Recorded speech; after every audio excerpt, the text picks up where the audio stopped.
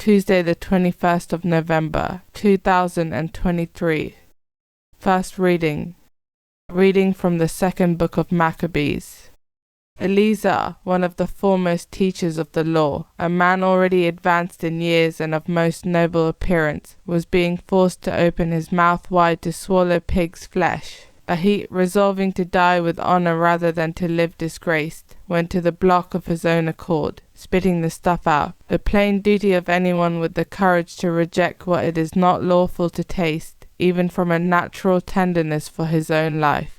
Those in charge of the impious banquet, because of their long-standing friendship with him, took him aside and privately urged him to have meat brought of a kind he could properly use, prepared by himself, and only pretend to eat the portions of sacrificial meat as prescribed by the king. This action would enable him to escape death, by availing himself of an act of kindness prompted by their long friendship. But having taken a noble decision worthy of his years, and the dignity of his great age, and the well-earned distinction of his grey hairs, worthy too of his impeccable conduct from boyhood, and above all of the holy legislation established by God himself, he publicly stated his convictions, telling them to send him at once to Hades. Such pretence, he said, does not square with our time of life. Many young people would suppose that Eleazar at the age of 90 had conformed to the foreigner's way of life, and because I had played this part for the sake of a paltry brief spell of life might themselves be led astray on my account.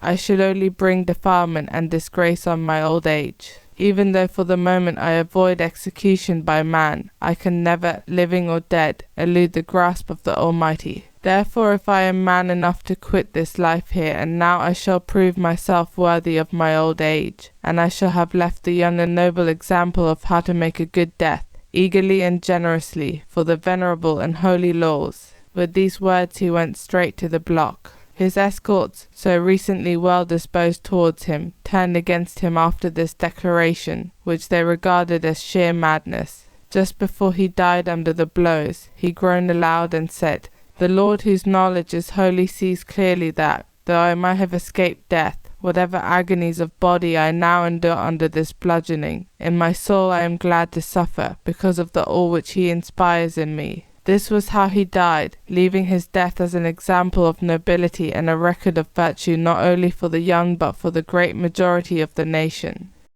Responsorial Psalm. The Lord upholds me. How many are my foes, O Lord? How many are rising up against me? How many are saying about me, "There is no help for him in God"? The Lord upholds me. But you, Lord, are a shield about me, my glory, who lift up my head. I cry aloud to the Lord. He answers from his holy mountain. The Lord upholds me. I lie down to rest and I sleep. I wake, for the Lord upholds me. I will not fear even thousands of people, who are ranged on every side against me. The Lord upholds me. Gospel acclamation. Alleluia, alleluia. My soul is waiting for the Lord. I count on his word. Alleluia. Gospel. Reading from the book of Luke. Jesus entered Jericho and was going through the town when a man whose name was Zacchaeus made his appearance. He was one of the senior tax collectors and a wealthy man. He was anxious to see what kind of man Jesus was, but he was too short and could not see him for the crowd. So he ran ahead and climbed a sycamore tree to catch a glimpse of Jesus who was to pass that way. When Jesus reached the spot he looked up and spoke to him. "Zacchaeus, come down. Hurry, because I must stay at your house today." And he hurried down and welcomed him joyfully. They all complained when they saw what was happening. "He has gone to stay at the sinner's house," they said. But Zacchaeus stood his ground and said to the Lord, "Look, sir, I am going to give half my property to the poor, and if I have cheated anybody I will pay him back 4 times the amount."